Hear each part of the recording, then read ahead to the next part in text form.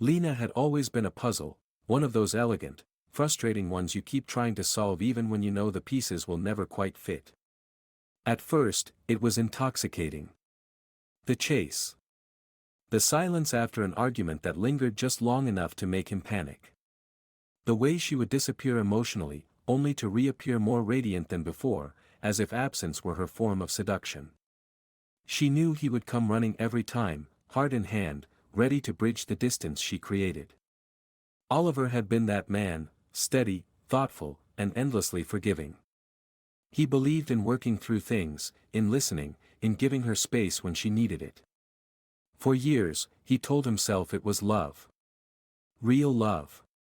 The kind that endures silences, survives tempests, and keeps showing up, no matter how far one partner strays. But something had changed. It wasn't sudden, no sharp break or explosive argument. Just a slow erosion of energy, a quiet decision forming in the quiet hours between her passive-aggressive texts and the sound of wine being poured alone in the kitchen. He noticed the way she no longer asked questions but expected answers. How she tested him with long silences and vague disdain, waiting for him to prove his devotion by chasing after her emotional breadcrumbs. He had always done it. Texts, calls, apologies for things he hadn't done. But this time, as Lena withdrew once more, her eyes glassy, her lips tight with contempt, Oliver felt something snap. Not rage. Not heartbreak. Just release. He began to see it differently. Her silence wasn't a cry for help, it was a strategy. A way to keep him tethered. And he was tired. Tired of being baited into proving he cared. Tired of being cast in the role of the unworthy lover, always scrambling to reclaim something she never fully offered. The irony was, Lena believed she had the upper hand. She always had. Her world was one of dominance disguised as delicacy, of emotional chess masked by vulnerability. When she retreated, it wasn't fear, it was control. And yet, Oliver wasn't angry. Not anymore. He watched her play her part again, growing cold and distant, expecting him to follow like he always had. But this time, he didn't. He watched the messages go unread. He let the silence stretch until it wrapped around them like a fog, not bothering to clear it. He knew what was coming. And he was ready. Lena stood at the window of their high-rise apartment, coffee cooling in her hands, her reflection layered over the skyline. She was thinking of Oliver, of how quiet he'd been lately. Not cold, not angry. Just quiet. Like a room after the music stops. At first, she thought nothing of it. Oliver had always been patient, had always returned. She'd conditioned herself to believe that his silence was temporary, like hers always was. She could feel the distance building between them, but instead of fear, she felt anticipation. This was how it worked. She would withdraw, and he would chase. He always did. That's what love looked like in her world, someone proving themselves over and over again. Without the pursuit, how could you ever be sure they cared? So she waited. She didn't text him for 2 days. She didn't ask if he was coming home late or why he hadn't joined her for dinner. She expected the familiar swell of messages, the subtle pleading, the apologies that weren't owed but always came. She expected him to crack, to show his devotion by reminding her that she was wanted, even when she made herself unreachable. But this time, nothing came. No calls. No roses delivered to her office desk. No long-winded voice messages in his soft, careful tone explaining how much she meant to him. The silence she had always used like a weapon was suddenly turned against her, and she didn't like how unfamiliar it felt. On the third day, she sent a casual message, "Hey, are we okay?" It remained unread for hours. Something pricked at the edge of her confidence. Doubt, like the early signs of a storm, began to gather. She justified it to herself, maybe work had gotten to him. Maybe he needed space, and this was just his version of a timeout. She almost laughed at the thought. Oliver was incapable of detachment. His love had always been heavy with presence. If he was distant now, it must be temporary. She just needed to push a little harder. That evening, she made herself look flawless, subtle makeup, her softest cashmere sweater, that scent he once said reminded him of winter mornings. When he walked through the door, she expected a reaction. But he only smiled, nodded, and disappeared into the bedroom with the calm of a man walking through a house that wasn't his anymore. She cooked dinner, plating it neatly like she used to when things were new. He thanked her, ate slowly, and excused himself halfway through. No fight. No tension. Just an eerie absence of effort. Lena stared at his half-eaten plate, unsure whether to feel insulted or worried. Still, she didn't panic. She believed she knew the rules of this game. She pulled away further, offered less, withdrew touch, cancelled plans. She even stayed out late with friends, coming home just after midnight, hoping the sound of her heels on the hardwood floor might ignite something in him. A flicker of jealousy. A question. Anything. But Oliver didn't ask. He never even looked up. By the fifth day, Lena stood in the bathroom, watching herself in the mirror. Her mascara brush hovered mid-air as her mind replayed every moment, every silence, every unanswered message. Her chest tightened as the realization bloomed, quiet and brutal. He wasn't angry. He wasn't sulking. He was done. She tried to shake it off. No. This was just another phase. A power play. Relationships went through seasons. He'd come back. He always did. So she did what had always worked in the past, she left. She didn't announce it this time. No dramatic sighs. No slammed doors. She simply picked up her coat, slung her purse over her shoulder, and walked toward the elevator. She imagined him watching her go, waiting a few minutes before following, just like before. She imagined the ping of the elevator, the sudden sound of his footsteps behind her, his voice calling her name. She waited for it. She slowed her steps. She even paused in the hallway, deliberately dragging out the moment. But all she heard was the soft hum of the apartment lights and the faint click of the elevator doors closing behind her. He hadn't come. He wasn't going to. And for the first time, Lena felt the cold bite of a silence she didn't control. The elevator hummed gently as it descended, its mirrored walls reflecting Lena's composed, detached expression. She had mastered that look long ago, the elegant mask of someone always one step ahead, someone who could pull away and draw others closer at her whim. It had worked with colleagues, friends, and most of all, with Oliver. She had trained herself to believe that her absence would always summon his presence. That her silence would always be met with his insistence. It had become a kind of unspoken contract between them, one he never broke. Until now. She stepped out into the lobby, her heels clicking confidently against the marble floor. The doorman, who usually greeted her with a polite nod and a slight smile, didn't look up this time. He just continued reading his newspaper, oblivious to the storm brewing behind Lena's calm eyes. For the first time, she felt something unsettling. A glitch in the pattern. She reached into her coat pocket and pulled out her phone, expecting to see a flurry of messages, maybe a missed call or two. She was prepared to let them sit there unanswered for a while, just long enough to make her point before letting him back in. But the screen was empty. No missed calls. No messages. No signs of Oliver trying to reach her at all. She tapped her messages again, as if refreshing the app would somehow alter reality. Still nothing. She stood there for a long moment, her breath caught somewhere between a scoff and a shallow inhale. It wasn't like him. Oliver was the man who once drove across the city at midnight when she sent him a single sad face emoji. He was the man who bought her flowers just because she looked tired one morning. His love had been a living, breathing thing, always moving toward her, always making space for her storms. Now, there was only silence. The silence trailed her like a shadow as she made her way back upstairs, a flicker of unease growing into a full flame of anxiety. Her key slid into the lock. She turned it. Pushed the door open. And everything hit her at once. The apartment was still. Not the comforting stillness of a quiet evening, but the hollow, unmistakable kind that follows departure. It was too clean. Too empty. The leather couch, always a little messy with blankets or the stray book Oliver left behind, was bare.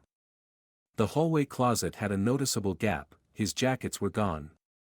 She moved toward the bedroom, her heels suddenly loud, intrusive, echoing against the hardwood-like accusations. His side of the closet had been cleared out. Only empty hangers remained, swaying slightly as if mocking her. On the dresser sat a single envelope, perfectly aligned and addressed to her in Oliver's familiar, precise handwriting. She didn't open it right away. She just stared, unwilling to admit what it represented. A full minute passed before she finally tore it open, her fingers trembling despite her composed exterior. Inside was a single note. "I'm done chasing. Goodbye." No anger. No explanation. Just those 5 words.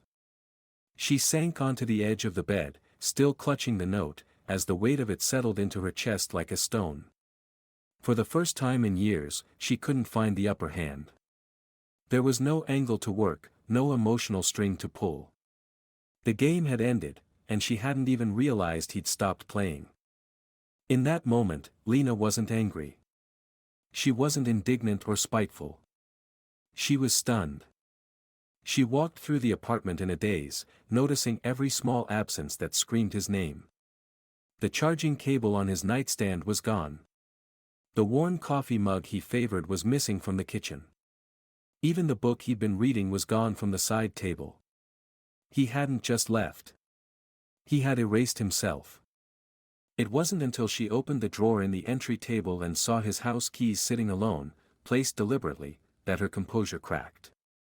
She collapsed onto the cold floor, still clutching the note, and let the first sob break through the silence she once thought she commanded. For years, Lena had equated love with power, the ability to draw someone closer by pulling away. It had given her a sense of control, of safety. But what she failed to realize was that each time she tested Oliver, she chipped away at the very thing she relied on. Love isn't infinite when it isn't nurtured. Devotion isn't guaranteed when it's taken for granted. She had mistaken consistency for weakness, and when that consistency finally ended, she had nothing left to stand on. She called his phone once. Just once.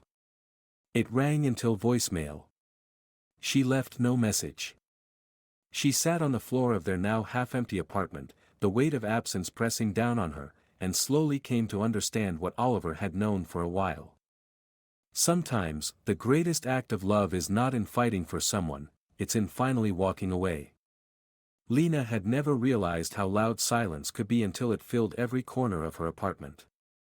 It was in the soft hum of the refrigerator, the faint ticking of the clock above the kitchen sink, the gentle creak of the wood as the building settled, each sound now magnified in Oliver's absence. She found herself listening for him, out of habit, straining to hear the familiar rustle of his clothes as he moved through the bedroom, the slow murmur of his voice on work calls, or even the sound of his keys jingling in the door. But there was nothing.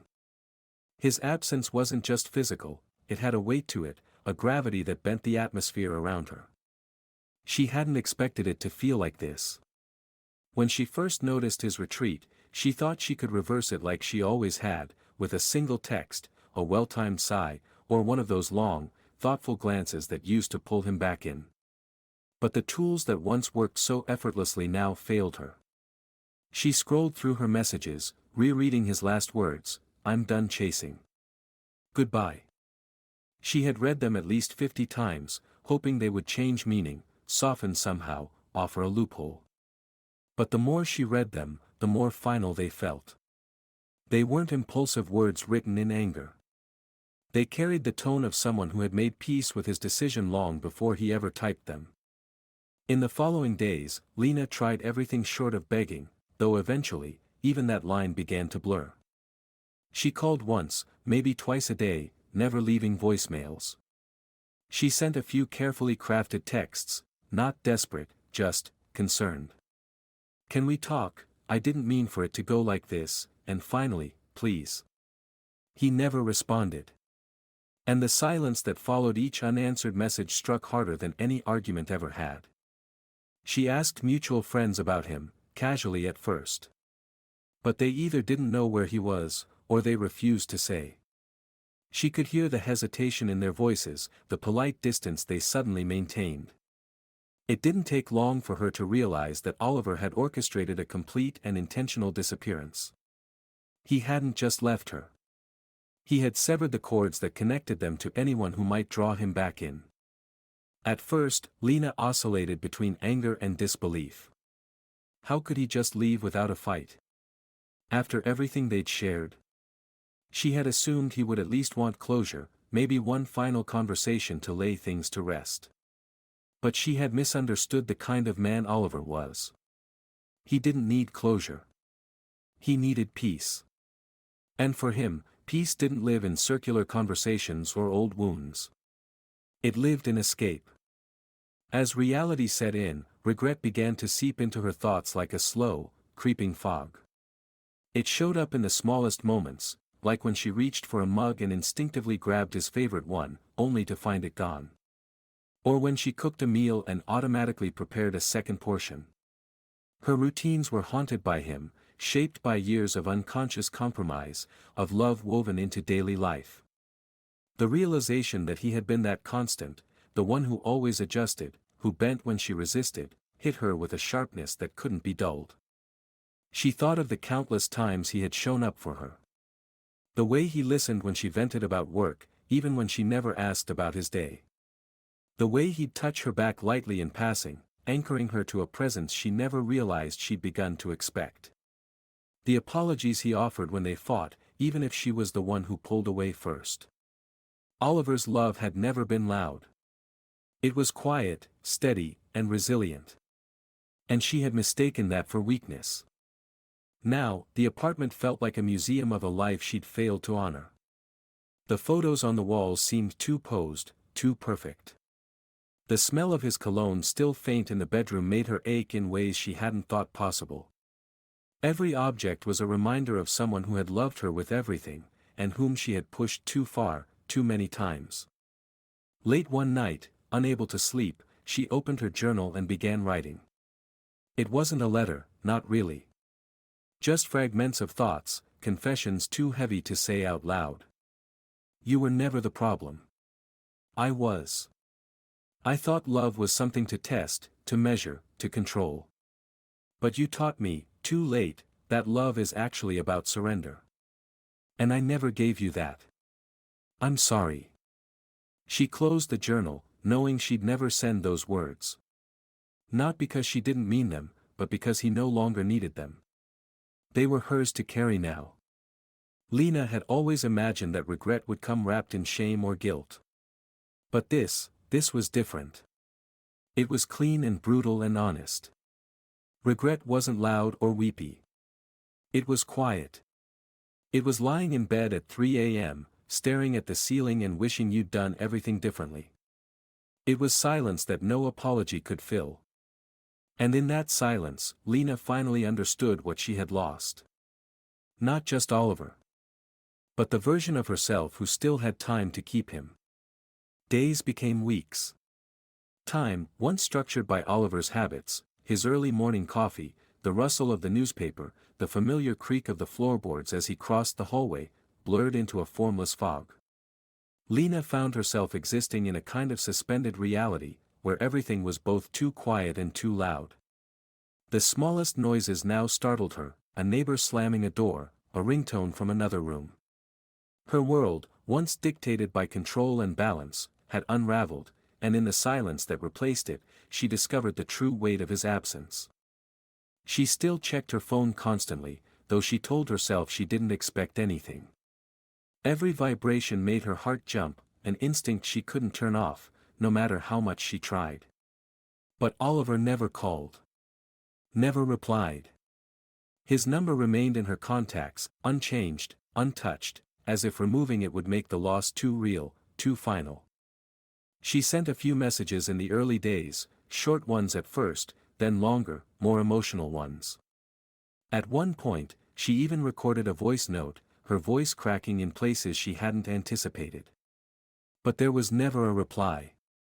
It was as though Oliver had vanished into thin air, and for all she knew, maybe he had.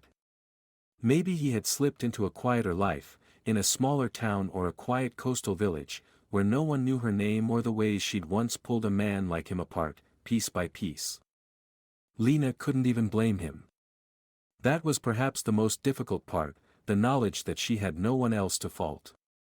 Oliver hadn't left in anger, and he hadn't vanished out of spite.